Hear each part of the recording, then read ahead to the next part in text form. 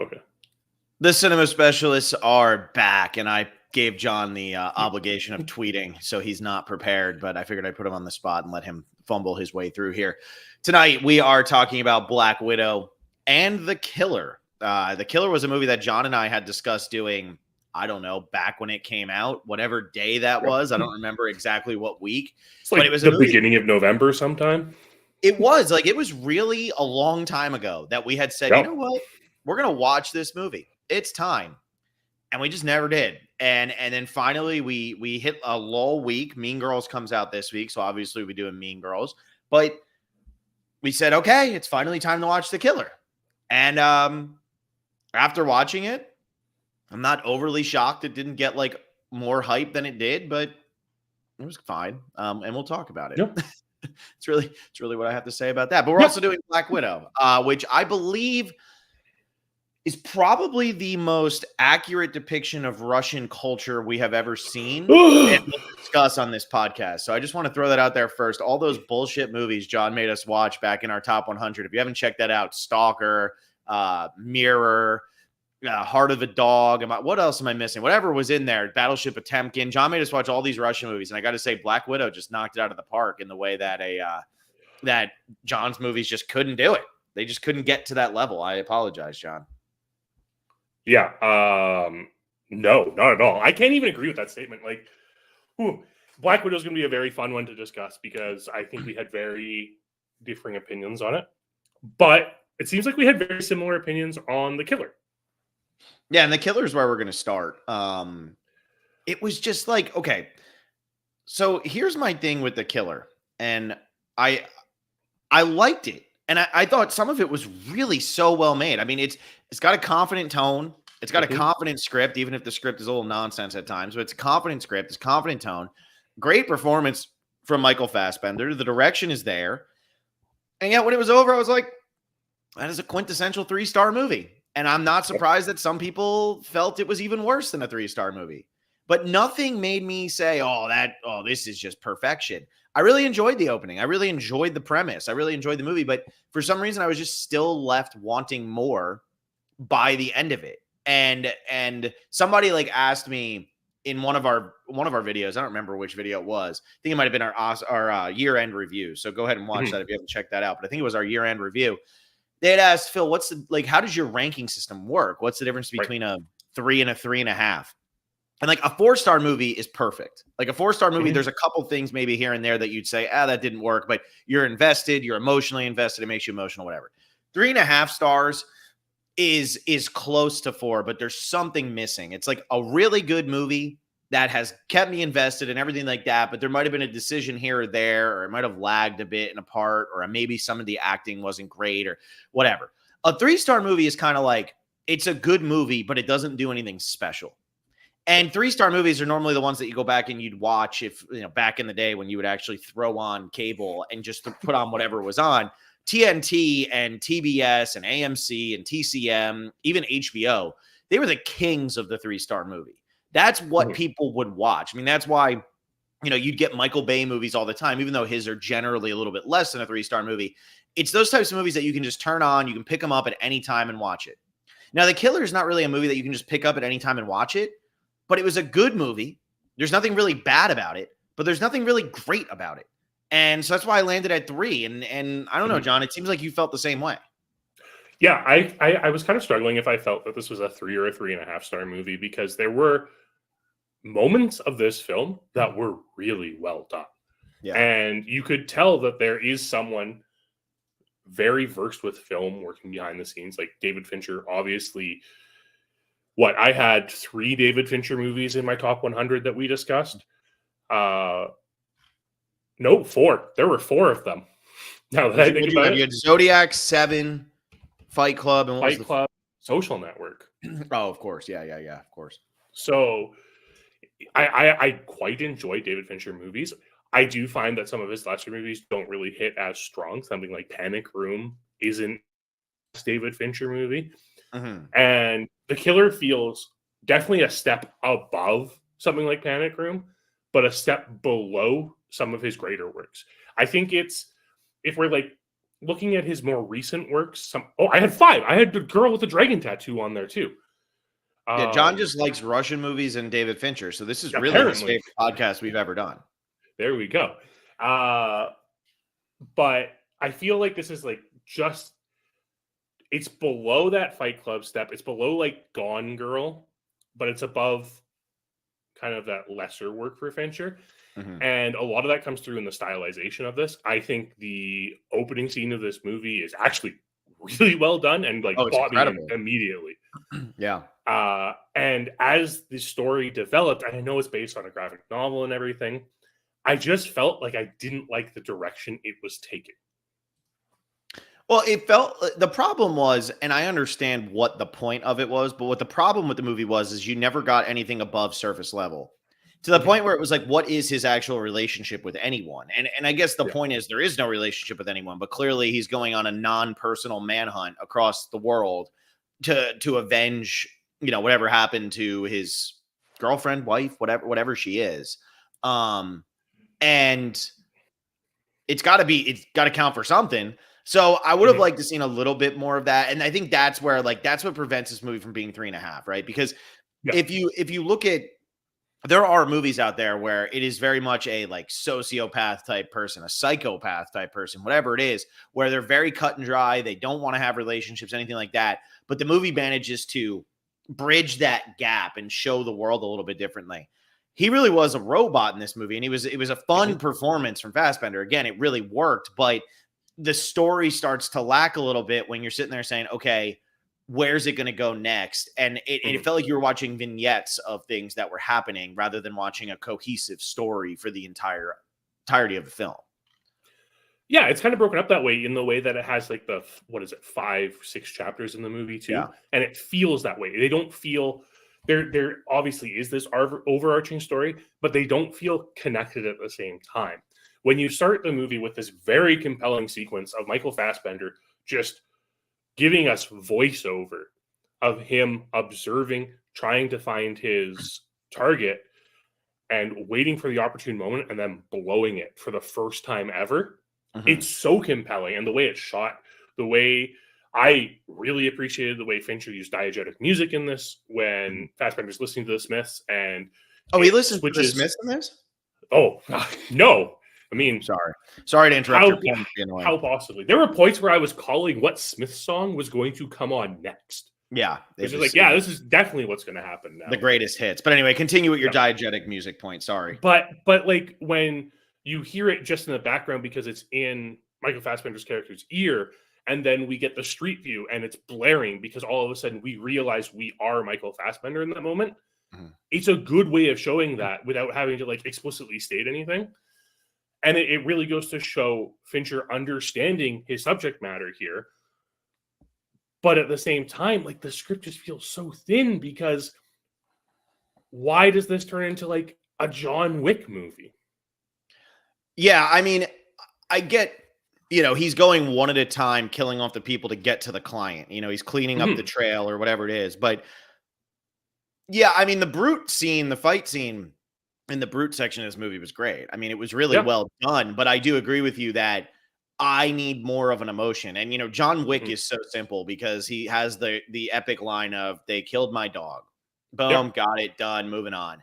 Like, the fact that this movie doesn't have that moment is what prevents it from being at that John Wick level. Technically, it's amazing. I mean, you talked about the sound already, but the direction, the movie itself, like, it unfolds properly. It's a really, really well-made movie. You can tell that this is David Fincher making this movie, because if this is in the hands of a lesser director, this is a 2-star movie. Like, this is probably a bad movie. But again, this kind of goes back a little bit to, it's a Netflix movie. I can count the number of Netflix movies I've enjoyed on one hand, and most of them aren't English Netflix movies. Most of them are international Netflix movies that just get put on Netflix because. And the thing is, if this was a regular studio, if this was going out into theaters, would they have made David Fincher sit down and really figure out what he was going to do with this character? Because Fassbender gives an Oscar-worthy performance. Like, that's no joke. He really does. However, there's no depth. There's not enough depth to the character to elevate this movie. And I think that that's, again, where this going out to a streamer, they don't need to look at it so many times. They just need to make sure people are going to click it because that's Michael Fassbender and that's David Fincher.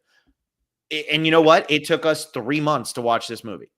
And I've already watched 12 or 13 movies this year, and it took me 3 months to get to this one. Yeah, it's just, there was always something else coming out. So I kind of understand why they didn't put it out in theaters at the same time. But it just felt like it was missing something. And again, I don't know if that's because it's translating from a graphic novel. When was the last time we talked about a movie that just came straight from a graphic novel? Yeah, I don't know. And I was actually going to say, I didn't realize that this was a graphic novel. I didn't know that. Yeah, it's a French graphic novel, I believe. And the screenwriter for it is the same person who wrote Seven. Yeah. So like, it's someone who's worked with Fincher closely, has created a phenomenal neo-noir thriller with him. And again, like, all the parts are there for this movie to be incredible, but it just doesn't get there because it's lacking that character depth. Because in making this character so detached from the world, there's nothing for us as an audience to relate to. Yeah. And like that's kind of the issue with these like sociopath film protagonists in general. It's almost impossible for an audience to connect with them. And that's why we see so many people being like, okay, this isn't a great movie, when we have that as our main protagonist. You can't connect with them, and movies have to make you feel something. The fact is, Phil, you came in here describing like this inciting incident as his girlfriend or wife or whatever. It's never explained in the movie what the relationship he has with this woman is. Yeah, we know it's Marcus's sister. Why do I care that it's Marcus's sister, but not care how it's related to my protagonist that is in literally every scene of this movie? This is Chinatown level. He's in every single scene of this movie. There's no scenes without him. So why do I care that it's Marcus's sister? Tell me how he's actually related to her. Are they in love? I mean, I get my sister loves you. Okay, but what does that mean? Where he's going home, but what does that mean? I need more than that, because also, he's going home. Why would they go there and just beat the living daylights out of her and not even kill her? And when he's not even there, I don't know. It felt a little forced. I needed to know more of who that was. And like you said, I mean, this is from a writer who knows how to write. There's no doubt about that. But maybe they tried too hard to keep it in the vein of the graphic novel. I don't know. Maybe. I just feel like there was so much more potential to do something else with this that they just didn't do. Yeah. I think the biggest potential, quite like for me in this film, is the scene with Tilda Swinton, because that is a phenomenally acted scene from both sides. It is stupendous seeing Fassbender and Swinton just feed off each other in this scene that's so tense. But at the same time, it doesn't feel like there's a release to that tension ever. Yeah, I get that. I loved that scene, and I thought it was so well done. And it left me kind of being like, ooh. But okay, so here's what I appreciate about this movie, and it's based around that scene, is each section kind of was its own thing, right? You had the Brute, where there was no dialogue. You had the opening, which was all voiceover. You had the part at the end, not the epilogue, but the client. You had that scene, which was something. You had the lawyer scene, where it's kind of like outsmarting the people who are bringing. And then you had this scene, which was like the expert. So this is somebody who's on his level. And if you notice, she's getting ready to stab him when he kills her. She has the knife out and is ready to stab him. So he saw that coming. And I think that's really cool. Like, that's a really good moment. And it's set up through the dialogue of how she is downplaying how serious of a threat she is to Michael Fassbender's character. So like, yeah, the Tilda Swinton stuff was great, but I guess that's what's tough about a movie like this. When you're trying to do 6 distinct chapters the way it is, you can't be bringing characters back at another point, because the whole point of this movie is that he's wiping the slate clean one person at a time, which is kind of the irony of at the end, oh, they told me that I could clean the slate, that it would be fine. I didn't realize they were going to kill you. And that's literally what Fassbender's doing, but he realizes that to do it, he's going to kill people. So it's funny how that was like that off. What do you call it? The way that those two things offset, whatever it is, you get it. But anyway, so yeah, the Tilda Swinton scene was great though. And Tilda Swinton's such a great actor. She's just so weird that it's hard to like really. I mean, I'd ask this, and obviously she's in Doctor Strange, but other than Doctor Strange, what do audiences know her for the most? Like, if you were to say Tilda Swinton to somebody and they had never seen Doctor Strange, what movie would you say to them? Well, you've seen her in this. What would be your go-to? Is it The Lion, the Witch, and the Wardrobe? I don't know. I didn't even know she was in that because I saw that when I was like a child, so I don't even remember. I know, and like that's the thing is like how many people revisit that movie? If I'm thinking like a big movie, I mean, I'm going to talk about something like we need to talk about Kevin, but how many people have actually seen that movie? Exactly, and like like she's in a bunch of Wes Anderson movies, but how many people actually realize who Tilda Swinton is in those movies? Like in the Grand Budapest Hotel, she's pretty much hidden behind wigs and makeup. In Moonrise Kingdom, she plays a character called Social Services.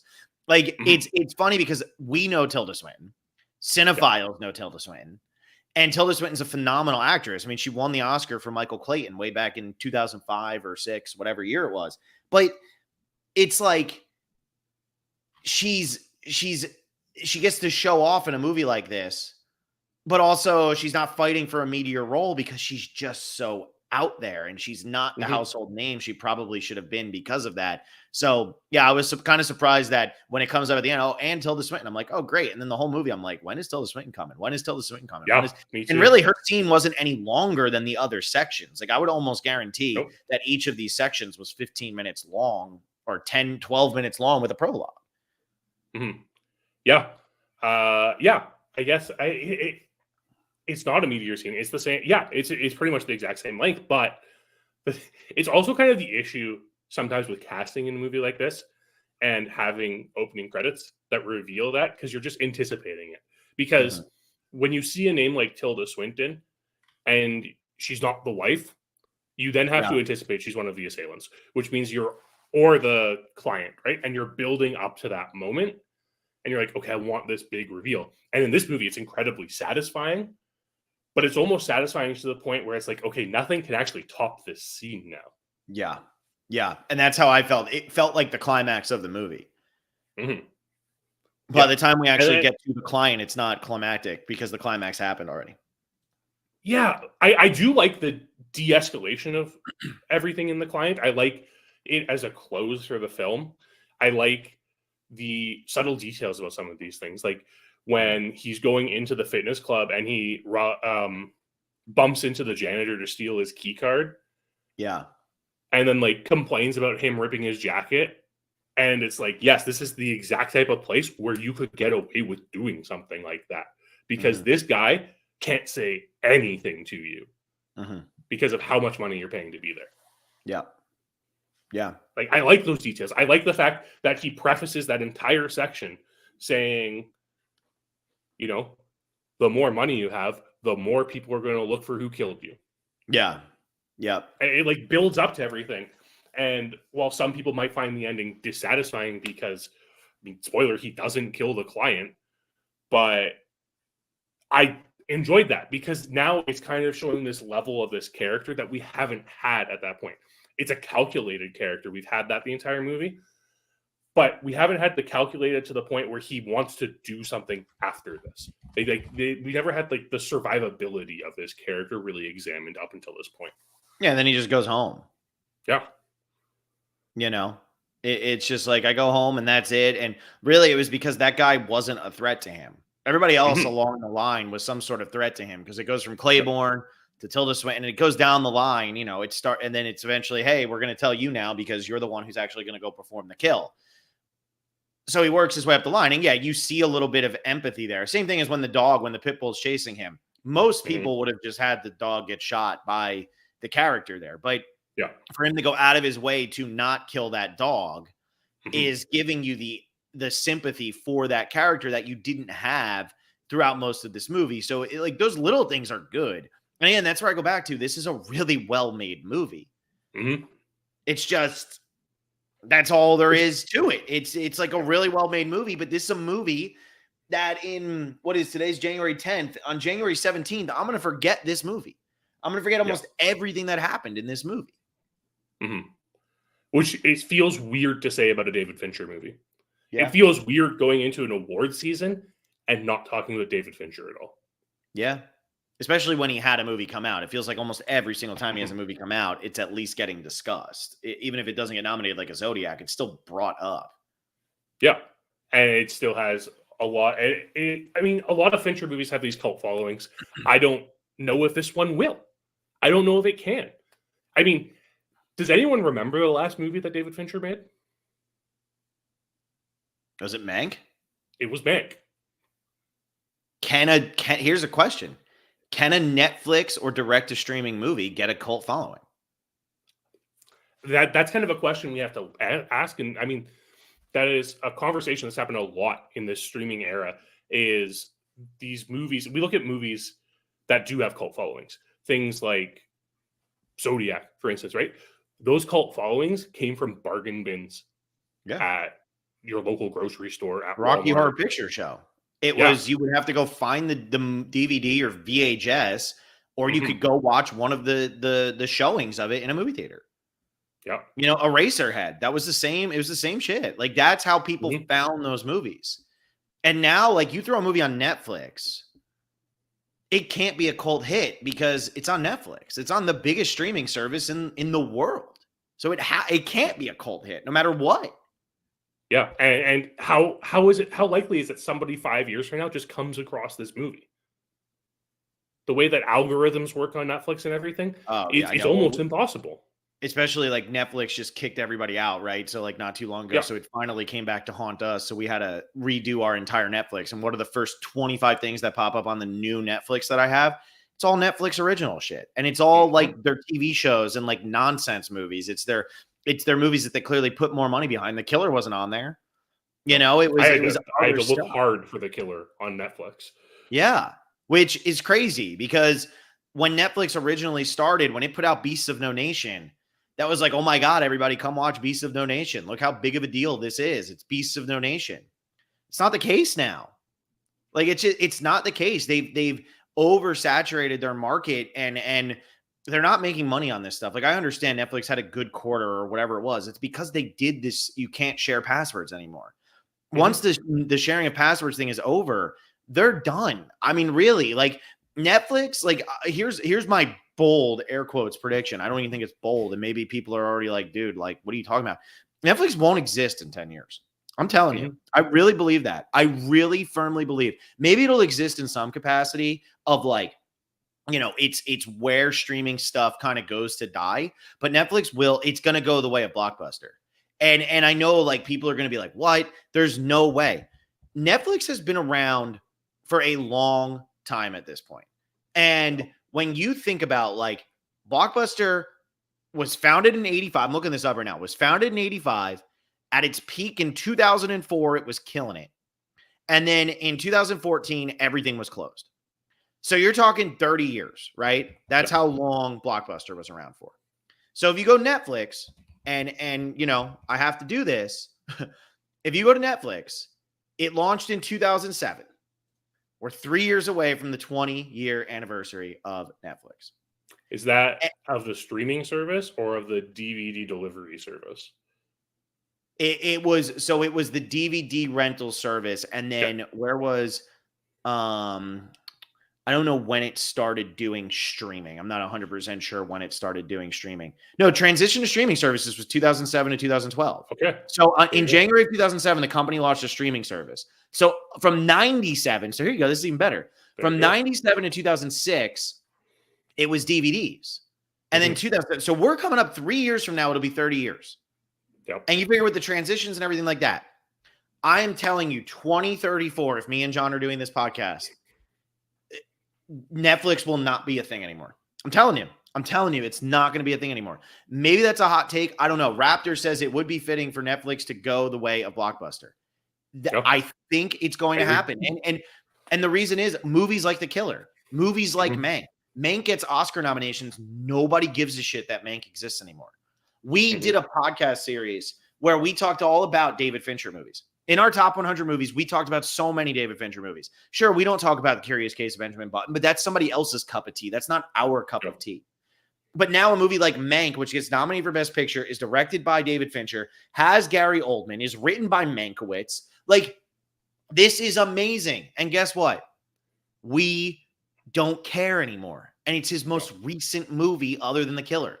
That's why these streaming services are going to go the way of Blockbuster. They're going to not exist. And honestly, I'm getting to the point where people like having physical media again. I never thought I'd say those words, but you are slowly starting to see the shift where people are starting to like having physical media again. Did you know VHSs are coming into style again? So, dude, it's like vinyls, except I hate to tell everybody, it looks like shit. Everything on a VHS looks like shit. Don't watch it on a VHS. Just go watch it on a Blu-ray because everything looks like shit on a VHS. But like that's the point we're getting to, where people are like being nostalgic for VHSs. It's hard to find certain movies on VHS now.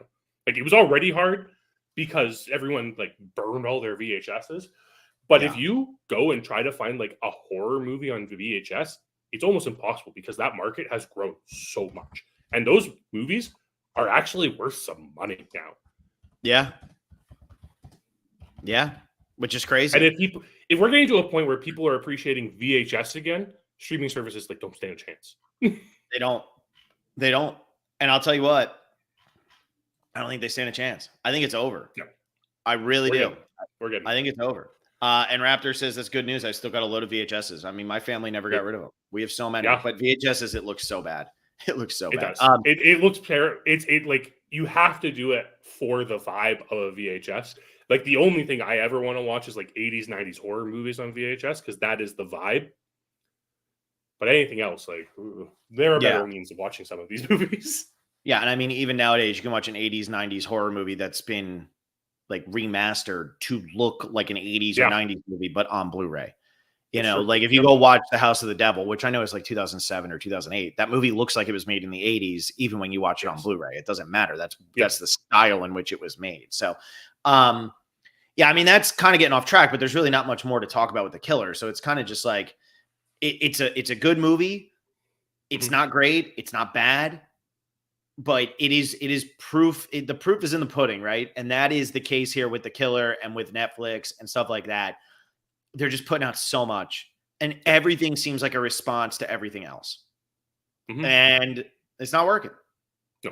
And I will say, it gets a little overshadowed by the presence of the Smiths in this movie, because again, there's like 8 or 9 Smith songs in this movie. Atticus Ross and Trent Reznor once again deliver a phenomenal score for David Fincher.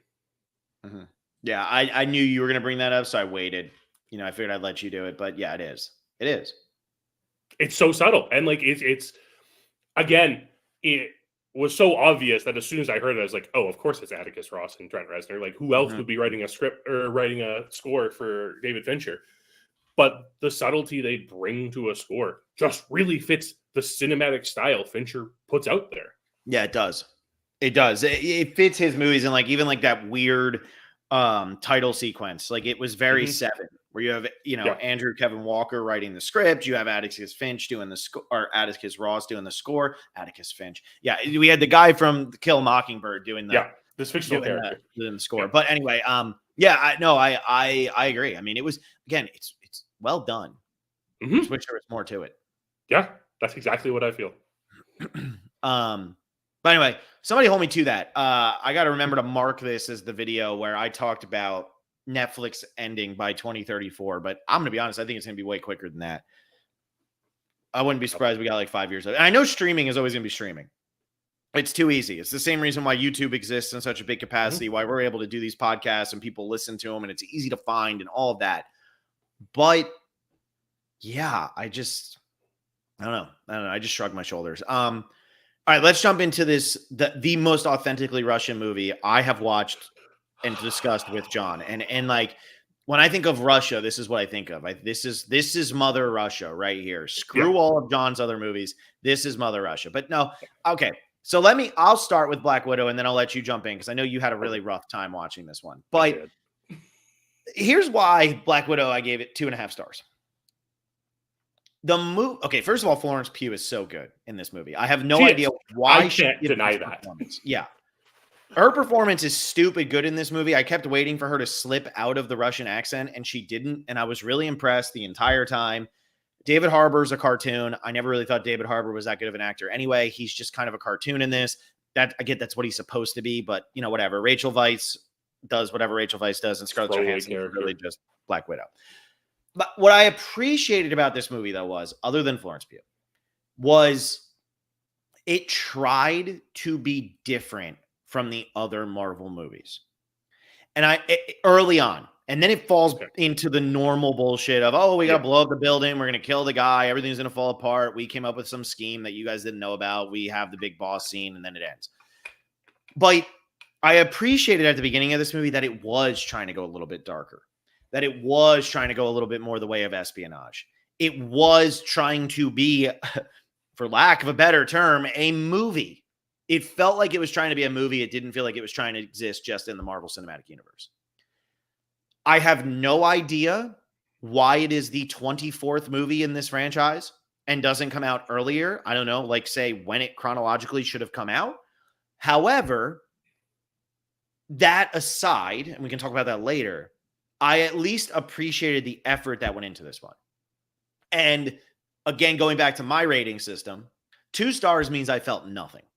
I watched Lilies of the Field this week with Sidney Poitier because I wanted to watch his movie that won, where he won Best Actor. I felt nothing. So then I was like, let me go look up what won Best Picture that year because I knew that was nominated. Tom Jones won it. What did I give Tom Jones? 2 stars. So I looked up Best Supporting Actress from that year because I wanted to see who beat the girl from Lilies of the Field. It wasn't any of the Tom Jones actresses, but there were 3 Tom Jones actresses who were nominated for Best Supporting Actress. I couldn't tell you what a single one of them did in the movie because that's how numb I was to the movie. That's a 2-star movie. 1.5 means I did not like it while I was watching it. 1 means I hated it while I was watching it. And a 0.5 star lower just means like, this is a steaming pile of shit. Why did I waste my time? I felt more than nothing while watching Black Widow. And I was never really mad at this movie the way I was mad at Captain Marvel.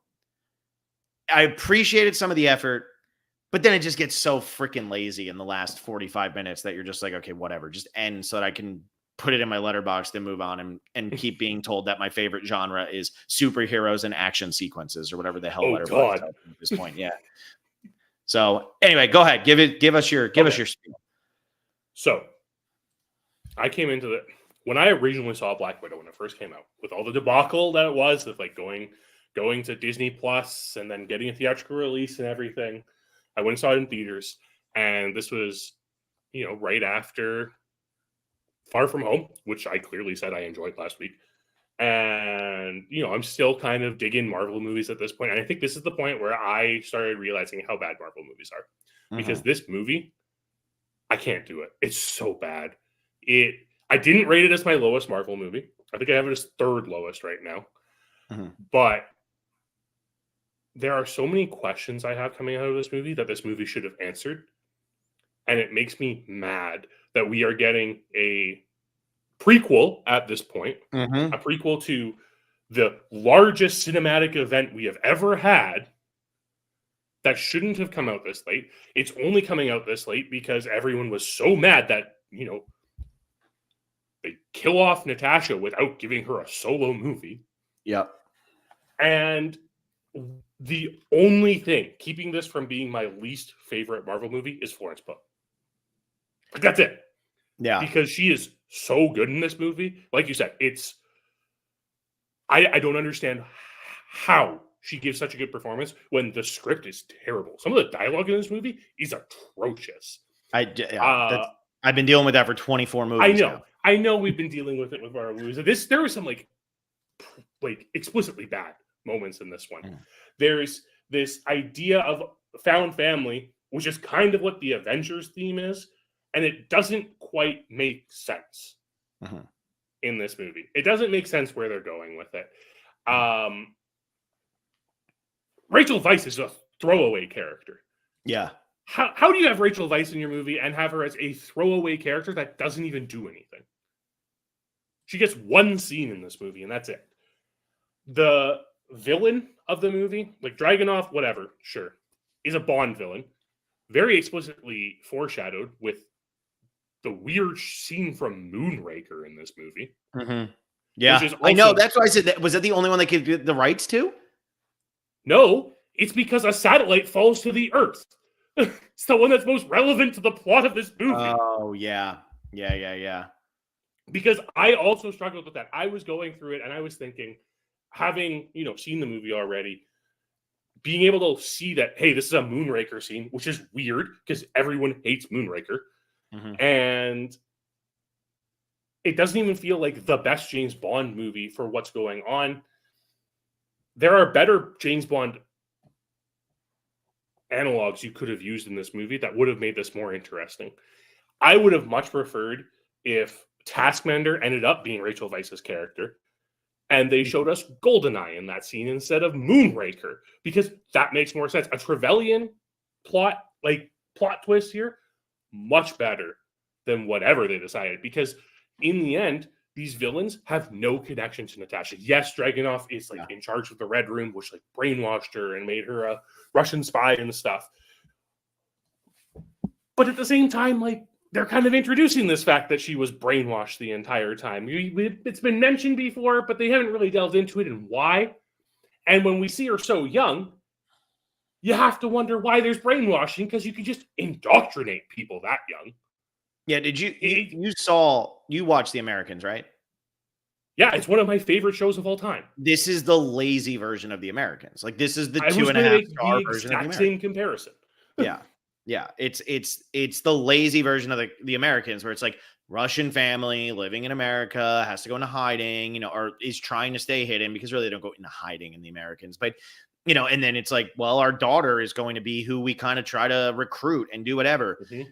The Red Room stuff is fine. The antidote is so simple. And that's again where I go back to it. It gets so lazy in the second half of this movie, where rather than fighting them all off, she just claps her hands and then does it with Olga Karolinko too. And I was laughing because at the part where Taskmaster takes the hat off or the hood off, and mm-hmm. Scarlett Johansson's reaction to that, her face, in my head, I was with Scarlett Johansson going, "Oh my God, it's Olga Karolinko. That's where she's been." I was wondering where the hell she's been. Olga Karolinko hasn't been in shit in so long. And again, the problem with this is, I don't mind Black Widow having her own movie. And honestly, like I said, I gave it 2.5 stars. The movie itself didn't offend me. But it's the fact of, why is this the story? Why is this the character? Why is this where you chose to put it in? Why is this the plot line you went with? It makes sense that it happens in between it happens right before Civil War, right after Civil War. I don't know. Right after Civil War, before Infinity War. That's what it is. So you get that. I appreciate that, but then why not just put the movie out during that time? Because now at this point, I don't care about Black Widow at all, because she's already dead in the bigger scheme of things. And this movie doesn't actually do anything to advance the plot. Maybe the last scene with Florence Pugh and Julia Louis-Dreyfus does, but I know that the rest of this movie does nothing for the entire series. So it just kind of is what it is. That being said, the movie didn't piss me off to the level I thought. Maybe it was just a way of having such low expectations that the movie wasn't going to make me mad. But yeah, in terms of oh, well, they had the Red Room and stuff, I mean, none of that really did it for me. I was shocked, and I know you gave it 1.5 stars, and I know you really disliked it, but I'm saying this more from the perspective of somebody who's been watching these movies, has been seeing what the reviews are on them and all of that. I was a little surprised that this only had a 2.9 on Letterboxd. That was much lower than I thought it was going to be, because I know the way some of these movies are discussed, and I know how sometimes the Marvel people will just kind of give movies a good review to give them a good review anyway. Yeah. So I was a little surprised that this was as low as it was, because I felt for a Marvel fan, if I was a Marvel fan, I feel I would have enjoyed this so much. So, I mean, maybe I enjoyed it because I wasn't a Marvel fan, but I don't know. I think for me, it's just a weird thing. First off, you have Taskmaster, who is a really compelling villain, and you've ruined him. Ruined him. And again, making him not connected to Natasha, making her, because it's a female character in this universe, making her not connected to Natasha feels weird. You're going for this theme of sisterhood with within the widows and all of that. And other than this very natural sister relationship that Natasha and Yelena have immediately upon re-meeting each other, the only time we really see it is that weird sisterhood thing at the end of the movie when the Black Widows come and they grab Taskmaster and they're yeah, we're better now. Yeah. It's weird. Like, the themes don't hit. Also, you have an established spy as the main character of this movie, and you decided not to just make this a spy movie through and through.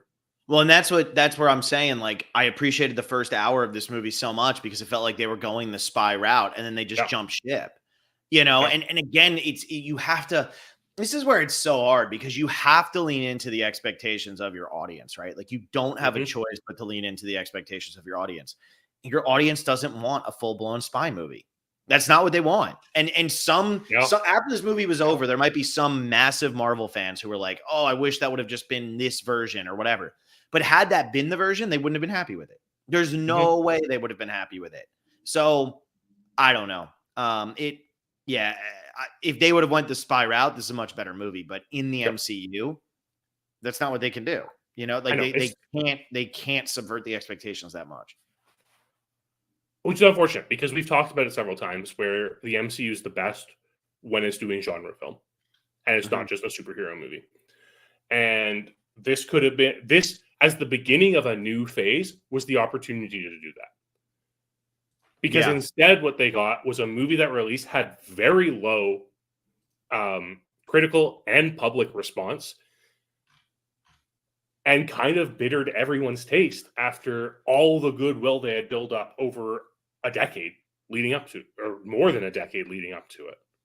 I think what also hurt this movie, and talking about it in the greater context of like what was going on in society, this was definitely hurt by the fact after the COVID break, you know, we'll call it a break, after 2 years of not having a Marvel movie and having COVID hit and like how long, I mean, I saw this trailer 9,000 times. When she says that's not my story, I have flashbacks to wearing a mask and sitting in my in-laws' house and like shaking like violently. But the fact that this was the first one after so long, I think played into that because the buzz and the expectations were so high. And it's not really the movie's fault because if this would have been released when it should have been released in 2020, nobody would have cared. I think it would have been fine. But I think the public soured on it so much more because after so long, it's the same way people with Tenet absolutely despise Tenet. Yeah. It's because there was an expectation and it was like, oh my God, finally we're getting these movies. When you drop the ball on those, it's going to piss people off. If you look at my original Letterboxd review for this movie, it was brutal. It is brutal. It's bad. It's I was relentless in that review. But one of the lines that really stuck out to me was, if you have delayed a movie for over a year, how has no one looked over it and said it could be better? I'm sure they did. Okay, so here's the one defense I'll give that movie for this one. There was really nothing they could do. They had the footage they had. Yeah, that's true. And they didn't know if they were going to be able to film again with all the COVID restrictions. You didn't know what you were going to pull off. I get that. Now, when Disney comes out with their Snow White movie, you know, next year or this year, whenever the hell it's coming out, that will be unforgiving. And I'll just copy and paste your review from this and be like, how, when you delayed this for a year, did you not make this better? So, it's tough because it's almost like, okay, so let's say it's 2024 now. Yeah. COVID was predominant, was the major conversation in 2020. Obviously, that bled into 2021. In some places, it bled into 2022. But we're 2024 now. We are removed from the craziest part of COVID. We kind of know what we're dealing with now. There's vaccines. There's medications you can take to reduce the effects. People kind of know how to treat it. Like, you're not being thrown on a ventilator as soon as you come into the hospital anymore. That's just not what they're doing. Yeah. And so I think it is a little difficult to get back into the exact place we were in 2020. 2020 is a time capsule year. 2020 is a year that will never be touched. By the time another year like 2020 happens, we'll all be dead. So it won't matter. Like, everybody, you could be an infant listening to this. You will be dead too. Like, we are all going to be gone by the time another year like 2020 happens. That's a once in 120 year kind of thing. So I feel like it's almost hard to realize how crazy that was and impacting things. So we're still seeing the impact in TV shows and movies, in sporting events. Like, you still see the impact a little bit. It still bleeds over into theme parks, Disney's theme parks. I mean, their attendance, whatever.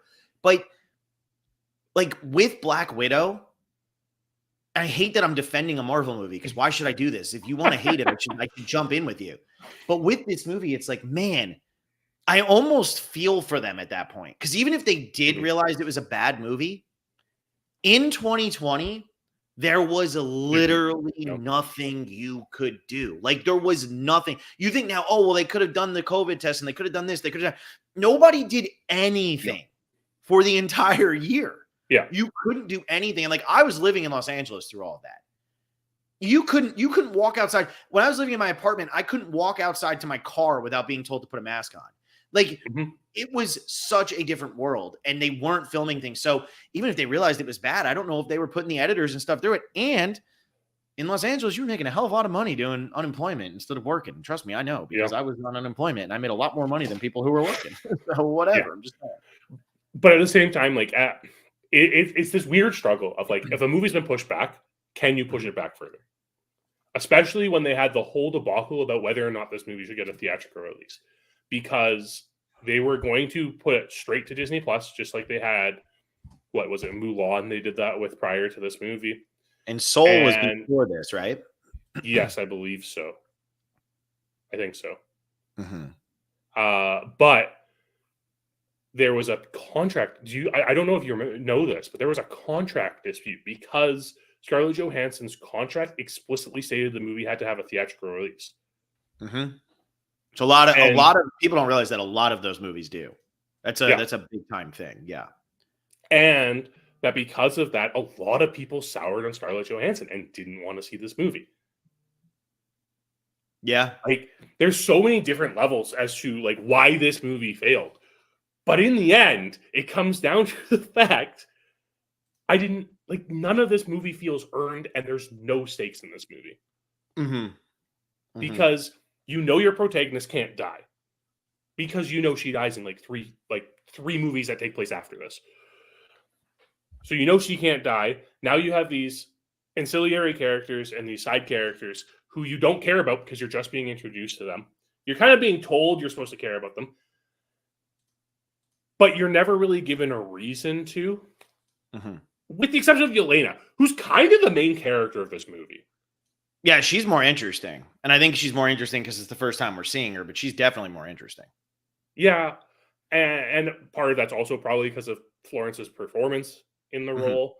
But after watching the movie this week, I realized that this movie kind of just explained why Natasha had a vest in Infinity War.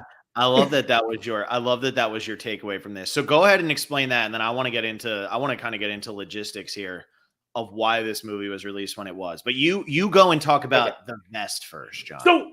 So when Natasha shows up in Infinity War, she has this vest with her blonde hair and stuff.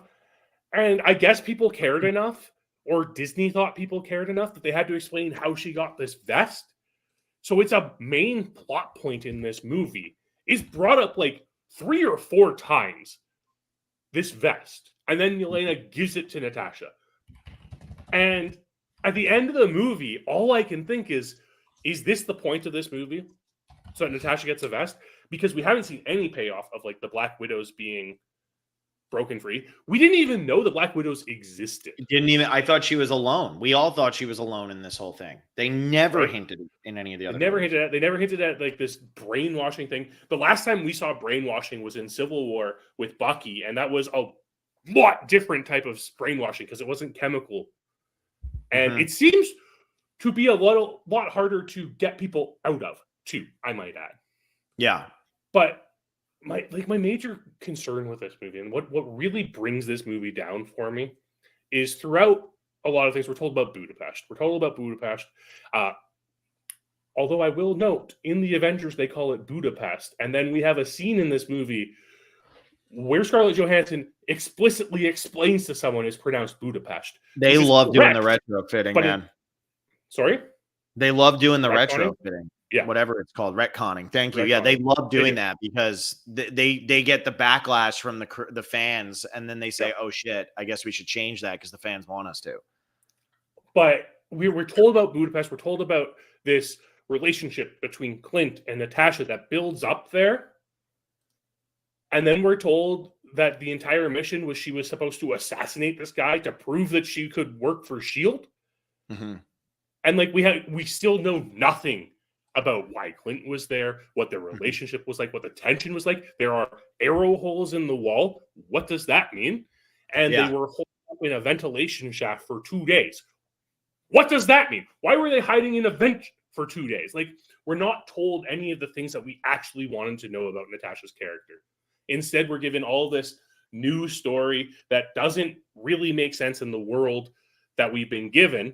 And if the fact that, like, Dragunov survived this assassination, why is Natasha allowed to be in S.H.I.E.L.D. in the first place? You're telling me that this massive American intelligence agency couldn't find out this guy was still alive? Yeah, I know.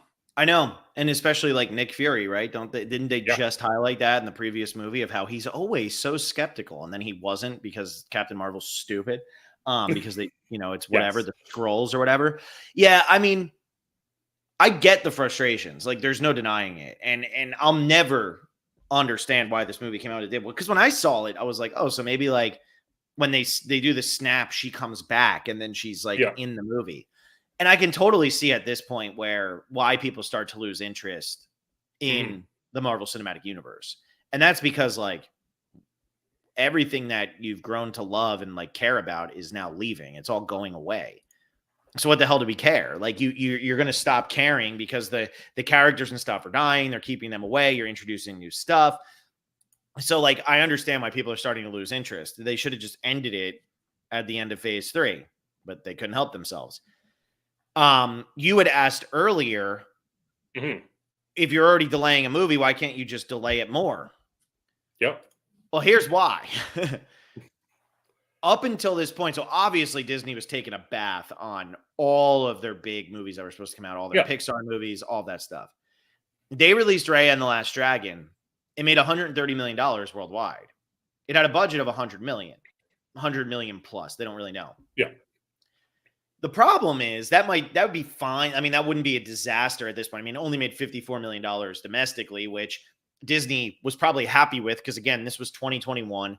Theaters were shutting down randomly. I mean, LA, New York, they'd be open, then they'd close, then they'd be open, then they'd close. I mean, it was all over the place. You didn't know what to expect. 54 million is not bad. But this is a company now that for a year has had $0 in box office for movies that are costing them over $100 million. They're still having to pay people with unemployment and whatever, blah, blah, blah. And it goes right down the line. They're still paying things out. So you had that. Cruella came out right after that and made a boatload of money. $235 million worldwide. I on forgot $100 that million movie budget. existed. Yeah, but it made a lot of money. But the reason why they couldn't push Black Widow back any further was because you had movies like F9 coming out, Space Jam: A New Legacy, like these types of movies. And then Disney had their own movies with Jungle Cruise, and they needed to get the Marvel movies going again because they already had them on the docket. Yeah, Black Widow made $165 million or $183 million, whatever it was. It made $183 million domestically, $379 million worldwide. So it did great. And they needed the money more than they needed something that was good. And isn't that honestly, just the MCU in general? But honestly, if you really consider this, and I don't really care to make you move your rating, but I do have to say this. If you really consider everything Black Widow was up against and that this was blatantly going to be a money grab from Disney by the time they actually released it, this movie could have been so much worse than it was. It's very true. I don't disagree with that. Yeah. I don't disagree with that at all. It could have all been that final scene. There's that scene as the Red Room's falling and Yelena's on top of the helicopter. The green screening in that scene is some of the most atrocious green screening I have ever seen. 2021. Like, what? And that could have been the entire movie. So at least we didn't have that. That was so bad. I talk a lot of shit about the CGI in these movies throughout this podcast as it is, but I could not believe how bad that looked. It was so terrible. But I mean, and that's one you can't even really blame on COVID because it's like, so the people couldn't use the machine right anymore. Like, that's a guy sitting in his room alone making those effects look good. Woof, that was so bad. Yeah. And I will say this about this movie. When I was rewatching it, I thought I was going to have to eat my own words. I thought I was going to get to a point where, I was enjoying it because the first bit is kind of good. And then they get to Russia, and it gets really bad. It gets so bad. Which is unfortunate, because they're just caricatures. Everybody once they do the Russia stuff. Yeah. Which is so unfortunate, because this character is someone we've known since the third MCU movie. Mm-hmm. And it would have been so nice to actually give this character justice, and like for us to learn about her backstory. I think it was a wrong decision to make this movie when they made it, like setting wise. I think just doing Budapest would have been more interesting. Maybe they couldn't get Jeremy Renner for the movie, so maybe that's why they didn't do that. Mm-hmm. But I just think there's so much more compelling stories we could have gotten for Black Widow, other than making a movie focused on other characters. Because the whole point is that she's in movies that focus on other characters, so we don't really get to know her. And we're still at that point. And as different as that opening sequence in Ohio is, first off, S.H.I.E.L.D. must be geniuses to hide any type of intelligence in Ohio, because who would ever guess it was there? I do also like the idea of David Harbour flying on the wing of a plane from Ohio to Cuba. But anyway, continue. Yes. But it's okay. He's a superhuman. He's a super soldier. He can do whatever he wants. I mean, if you actually watch the plane land, he's not on the wing anymore, which is definitely an error, because I don't know when he got up on the wing and walked into the plane. So you could say, oh, well, he just got in the plane. Okay, show me the scene of him getting in the plane. Where? I want to see it. Yeah, but the point being is like, the point I'm trying to make, though, is that this Ohio scene, it's interesting. It gives us a little bit of backstory, but it kind of breaks what they're trying to build with this movie, of this idea of like, it was still a family. It was still real to Yelena. It was still real. Mm-hmm. When Natasha knows it's a farce the entire time, when Natasha knows it's a cover, because she's already been trained. She's already been to the Red Room at that point. She already is like a spy. It doesn't work with the theme that they're trying to go for with the movie. Mm-hmm. Mm-hmm. I got nothing else to say about this movie. I don't know if you do, but I don't, because it is. And I'm happy we've made it past the COVID portion, because now we're into the post-COVID MCU movies, and I feel like we've hit the home stretch. And it's funny that we hit the home stretch with me liking a movie a hell of a lot more than you liked it. Yeah. Which just makes me laugh. But almost all of these characters are coming back in an upcoming Marvel movie, including Black Widow. Well, not the dead one. Oh, okay. Okay, I didn't know. Yelena's taken over the title of Black Widow. Yeah, I mean, isn't that pretty much just what they've done? Like, Falcon took over Captain America. This is taking over. Like, they all just take over, and it's like, okay, what was the point then? Yeah, kind of. It's kind of just have them stay as their superhero. Legacy.